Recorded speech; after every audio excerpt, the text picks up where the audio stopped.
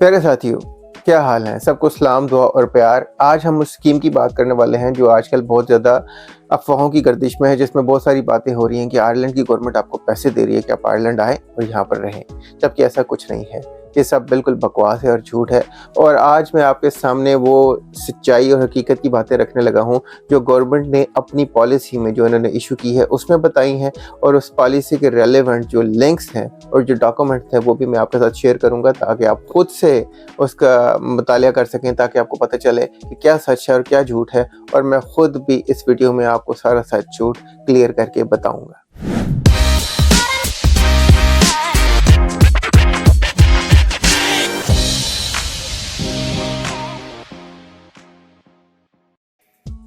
तो दोस्तों, आज जो स्कीम की बात हम करने वाले हैं वो स्कीम बेसिकली ऐसी कोई स्कीम नहीं है, और गवर्नमेंट खुद से कह रही है कि वो कोई स्कीम भी नहीं है, वो पॉलिसी है। और वो पॉलिसी है उन जजीरों के हवाले से जो आयरलैंड के साथ कनेक्टेड नहीं है ज़मीनी तौर पे, यानी कि वो आयरलैंड की हुकूमत में आते हैं लेकिन वो जजीरे जो हैं वो आयरलैंड के साथ ज़मीनी राब्ते में नहीं है।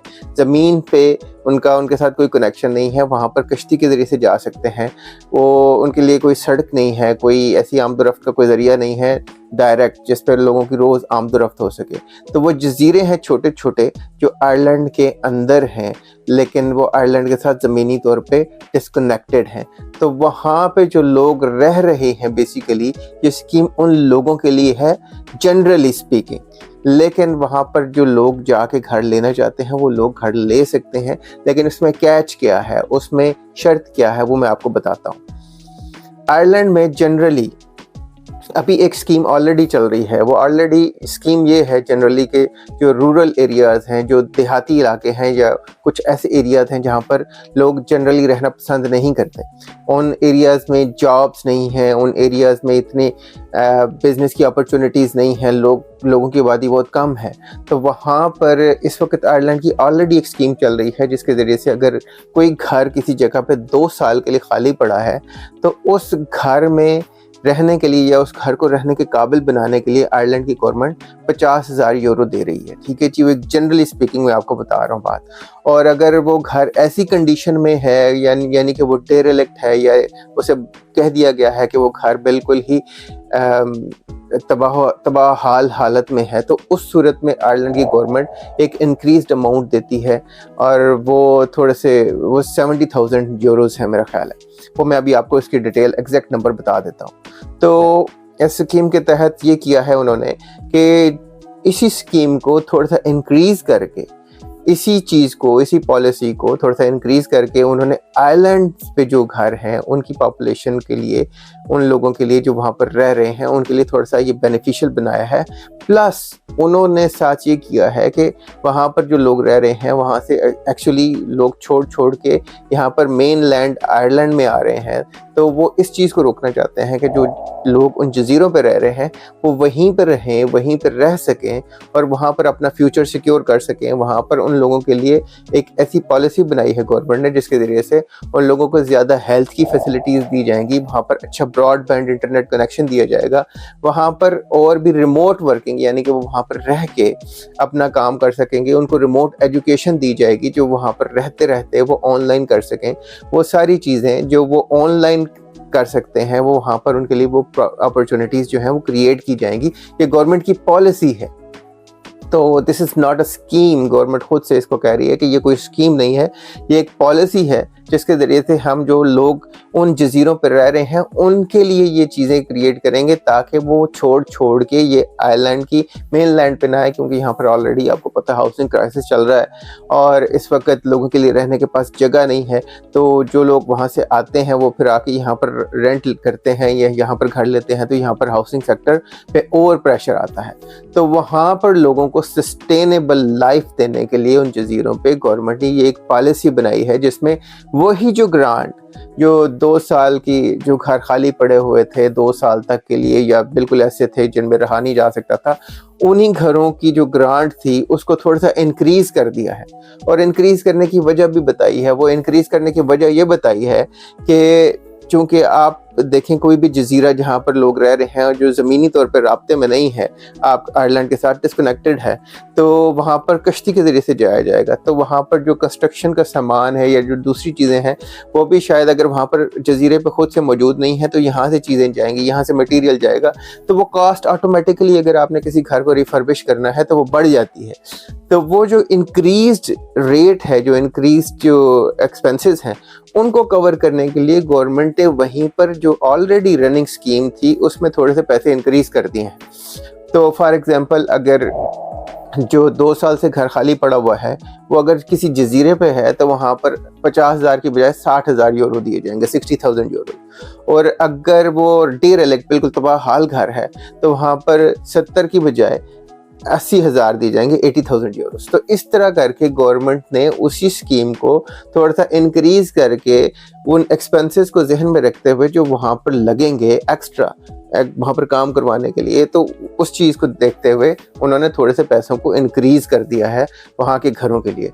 तो ये कोई ऐसी स्कीम नहीं है, ये कोई ऐसा कोई तरीकाकार नहीं है जिसके ज़रिए से लोगों को यहाँ पर आबादी चाहिए। आयरलैंड में इस वक्त आबादी की कोई कमी नहीं है, क्योंकि इस वक्त आयरलैंड में इतनी ज़्यादा इमिग्रेशन हुई है, इतनी ज़्यादा वो लोग आए हैं यूक्रेन से, ख़ास तौर पे लाखों की तादाद में आए हैं, तो इस वक्त आबादी की कोई कमी नहीं है यहाँ पे।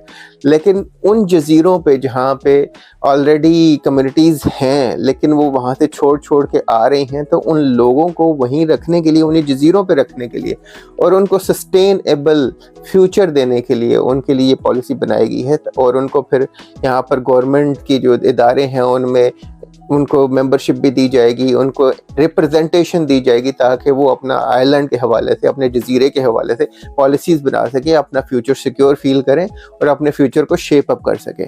तो ये उन जजीरों को बेसिकली आबाद रखने के लिए, ताकि वो वहाँ से बिल्कुल कम्युनिटीज़ छोड़ के यहाँ ना आ जाएं, ये स्कीम बनाई गई है। तो ये जो सारी बातें मैं आपको कर रहा हूँ ये मैं खुद से नहीं कर रहा, बल्कि गवर्नमेंट ने ये सारी बातें खुद क्लैरिफाई की हैं उन फ्रीक्वेंटली आस्क्ड क्वेश्चंस में जो उन्होंने इशू किए हैं अपनी पॉलिसी के नीचे।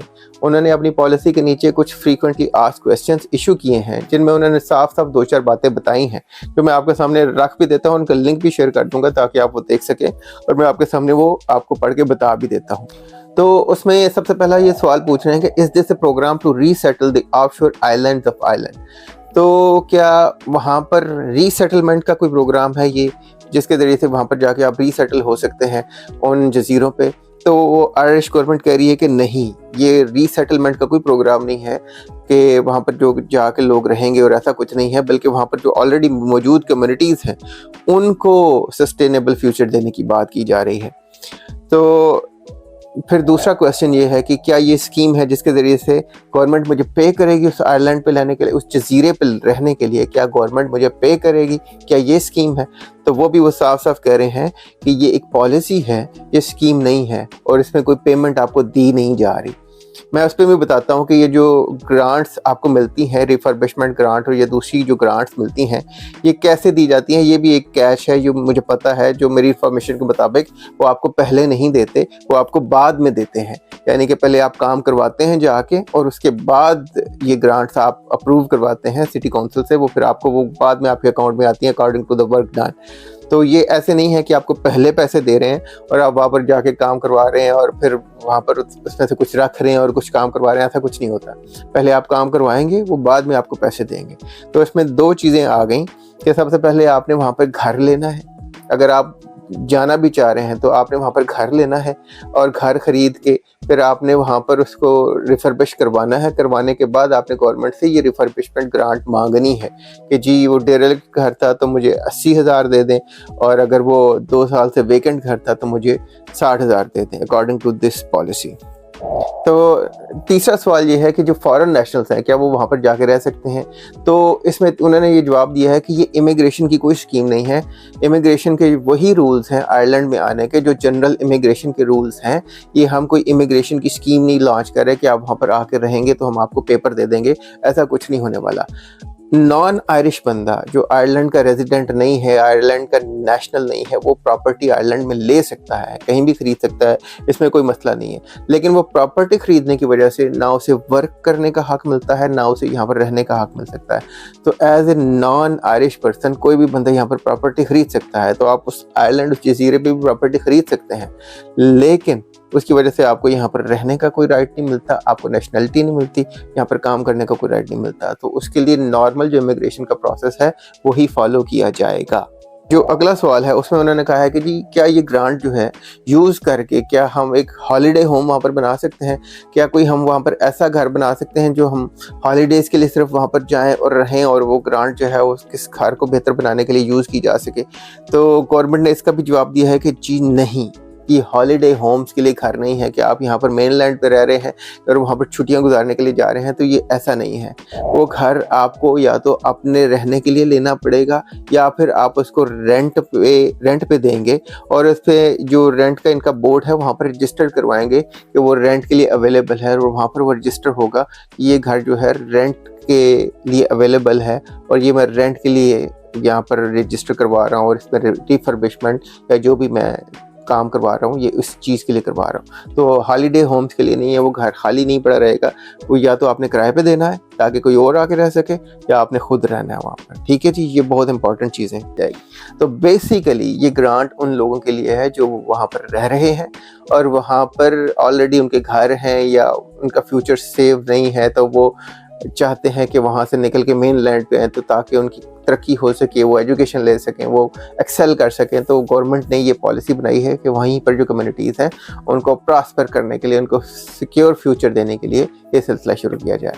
तो इस हवाले से बहुत सारी बातें इस वक्त मीडिया में फैली हुई हैं, बहुत सारी मिस इन्फॉर्मेशन, मिसकंसेप्शन फैली हुई है, तो आप उन सारी बातों पर ध्यान ना दें।